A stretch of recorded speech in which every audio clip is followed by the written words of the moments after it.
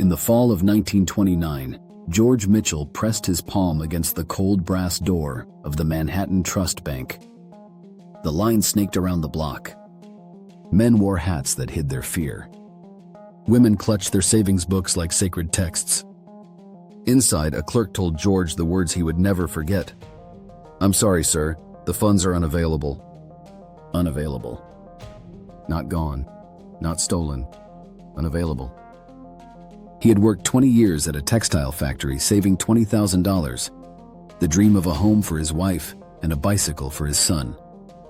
And in 1 week it all dissolved, not into fire, not into theft, but into absence. He walked home that evening past the New York skyline, smoke hanging low like a shroud. Every block carried the same whisper: "It's gone. Everything's gone." By sundown, ticker tape littered Wall Street like snow.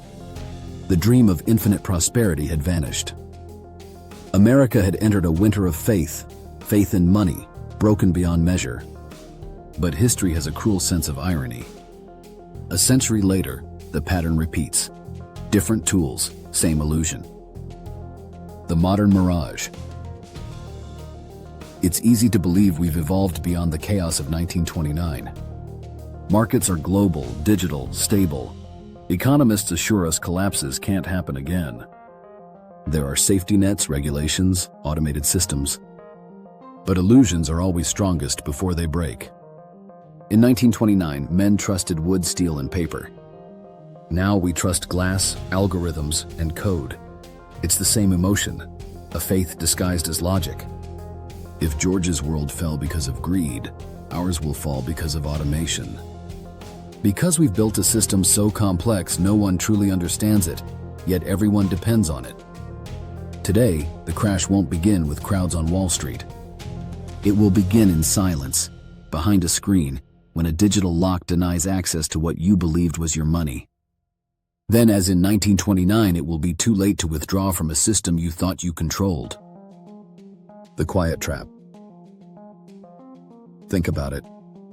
Do you really own the money in your account, or do you merely have permission to use it? When you deposit $1, it doesn't sit in a vault waiting for you.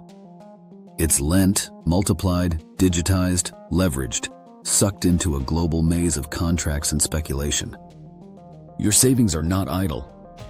They are fuel, fueling profit for others, risk for yourself, and control for the few who designed the system. Every modern saver is caught in this illusion. We think the bank protects our wealth, but in truth, it protects its leverage. The more we deposit, the more the machine expands. And yet the more it expands, the less stable it becomes. The illusion of safety is preserved by screens and interfaces, soothing displays of balances, interest, growth. But the growth is synthetic. Behind every digital dollar lies a deeper debt, a claim on future energy, future labor, future time. And your time is the most valuable currency of all. The currency of control. In 1929, the dollar was backed by gold. It represented effort, substance, weight. But when gold was removed, money became belief, and belief became programmable. Now, in 2026, the final transformation is nearly complete. Currency is no longer printed, it is coded. Your paycheck arrives as digits, moves through automated systems, dissolves into expenses almost instantly. You never even see it. You touch it only as light, a transaction, a notification, a tap. And behind that effortless simplicity hides the most powerful form of control ever invented. With centralized digital currencies, CBDCs, every transaction is traceable, every pattern measurable, every deviation punishable. The economy no longer reacts to human behavior, it anticipates it. You become a data point inside the system instead of a participant outside it. Freedom dressed as convenience. Efficiency disguised as surveillance. When George lost his money in 1929, he at least knew where it was lost. In 2026, most will never even know it happened. The algorithmic overlords. Computers now perform millions of trades per second. Artificial intelligence analyzes risk faster than any human brain could imagine. But AI doesn't understand morality. It doesn't care who wins or loses, only that the system continues. Markets no longer collapse from panic alone. They collapse from self-reference, algorithms feeding on their own predictions until reality breaks beneath them. And we trust this machinery blindly because it tells us we're safe. The charts rise, the colors stay green, the alerts remain calm. Until one day they don't. The digital collapse won't feel like Wall Street in flames. It will feel like a world that stops responding, frozen arithmetic. A quiet screen, waiting for reconnection. The modern economy doesn't go bankrupt, it reboots. And when it does, a new version of money takes its place, one that's slightly more restricted, slightly more controlled, and slightly less yours. The mirage of prosperity. Listen carefully to the language used today. Soft landing, controlled inflation, temporary volatility. They said the same in 1929. Numbers are dressed in hope to cover fear. Index funds, digital bonds, synthetic assets, all engineered to maintain confidence. But confidence is not stability, it's anesthesia. If inflation quietly robs you at 6% per year, that's a loss of 45% of your purchasing power in a decade. But you don't notice because your account still reads the same numbers. Your paycheck goes up, your dollar buys less, yet the graphs stay linear, and you keep working, saving, believing. That's how the modern system traps you. Not through disaster, through comfort. We're not suffering from a financial crash. We're suffering from a financial sedative. The 2026 collapse. Now imagine 2026. Global debt over $400 trillion, interest payments devouring government budgets. AI replacing millions of jobs faster than new industries can be invented.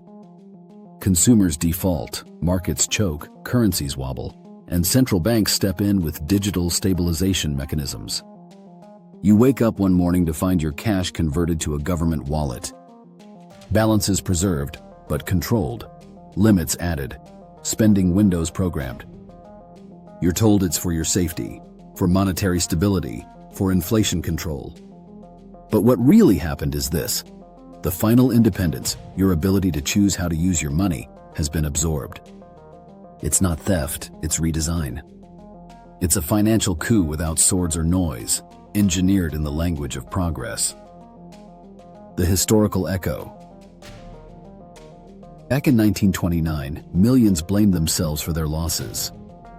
I should have been smarter. I should have sold sooner. They didn't realize the game was built to collapse, a cycle that feeds on exuberance and ignorance alike. And when the dust settled, those who understood quietly bought everything from those who didn't. Land, factories, railroads. The great transfer of wealth began not during the boom, but after the collapse. We stand at the edge of that same pattern. Only this time, the assets are digital: data, attention, and control. The average person becomes poorer in privacy, poorer in autonomy, poorer in time. The elite become richer in access, richer in influence, richer in understanding. The bigger the illusion of equality, the deeper the disparity behind it. Progress hides conquest, not through empire, but through interface. The invisible inflation. They'll tell you the inflation rate is 3%. They'll call that healthy. But when you track real costs, food, energy, housing, education, the truth surfaces. It's not 3%, it's 7, 8, sometimes 10. Which means your wealth halves every 10 years under stable conditions. And yet, when asked how they feel about their finances, most people say, fine.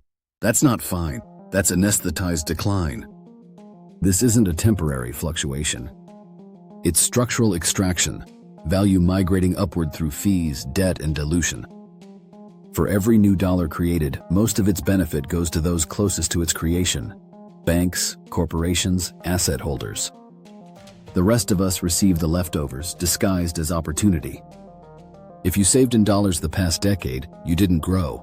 You shrank, quietly.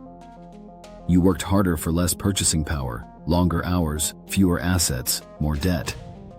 And you were told you're lucky to have a job. The digital cage. Progress has replaced chains with convenience. You no longer need guards, just passwords. Every part of life is now rented, subscribed, streamed. You don't own your car software, your phone data, even your cloud documents. Try missing a few payments and watch digital ownership reveal its true nature. Money is next. When money becomes programmable, freedom becomes optional. A command can make your funds expire, your accounts freeze, your privileges shrink. Control disguised as protection. The perfect system doesn't forbid rebellion. It makes rebellion impossible. And while most celebrate the end of cash, they forget that physical money was the last tool that allowed anonymity, spontaneity, and independence. Now, every transaction is a confession. Every click a contract. And every purchase a potential point of leverage. The system doesn't need to take your freedom. It can simply make it inconvenient. Lessons from 1929. When the Great Depression ended, America didn't just rebuild its economy, it rebuilt its mindset. People learned the meaning of value again. They grew gardens, repaired tools, bartered skills, saved in things, not in faith. It was painful, yes, but it was awakening. The generation that suffered most became the one that built the longest prosperity in modern history. Because they understood money is not wealth, productivity, purpose, and virtue are. That's the lesson our age has forgotten. That real wealth is something you can build, create, teach, or own, not something glowing on a screen. If we forget that lesson again, the next collapse will not just take our savings, it will take our identity. The coming awareness. Yet every system that enslaves eventually awakens its subjects. The same technology that controls also illuminates. Information spreads faster than censorship can contain it. Podcasts, creators, thinkers, rebellious voices rising beyond financial media. Whispering, then shouting, learn, prepare, break free. It starts with awareness. The moment you realize the game is not fair, and it never will be. But awareness isn't despair, it's the start of liberation. From that point, you decide what to become, a compliant number in the machine, or a conscious participant shaping your own economy. Financial awakening begins with small acts of defiance, switching consumption for creation, learning tangible skills, questioning narratives, saving in assets that can't be printed or censored. Each independent act weakens the illusion. Each thoughtful choice becomes rebellion. The anatomy of rebirth. Daily Rebirth isn't just a name. It's a mindset. The idea that collapse is not the end, but the forcing hand of renewal. When a forest burns, the soil regenerates. When an empire falls, people rediscover meaning. And when money fails, values are reborn. That's the beauty of history's cycle. Destruction clears the illusions, leaving truth exposed. The truth is that the real economy has always existed in human hands, not in institutions. A carpenter still builds. A nurse still heals. A teacher still transforms lives. Value is not digital, it's human. When this system falters, it will be ordinary people, not politicians, who rebuild from authenticity. Communities trading goods and services again. Families learning how to produce, not just consume. Labor regaining dignity over speculation. That's the true rebirth we must prepare for. The path to freedom. So how do we break free from the machine before it breaks us? Start small, start now. Separate convenience from necessity. Learn what your money does instead of what it says. Build savings and assets that reflect reality, not promises. Invest in yourself more than in markets. Exchange consumption for creation. Every time you learn, you earn something inflation can never reach. Every time you teach, you multiply that resilience. The new form of wealth is literacy, financial, digital, philosophical. Those who understand the game won't be destroyed by its updates. They'll adapt, pivot, and prosper. You can't stop a system this large from collapsing. But you can choose not to collapse with it.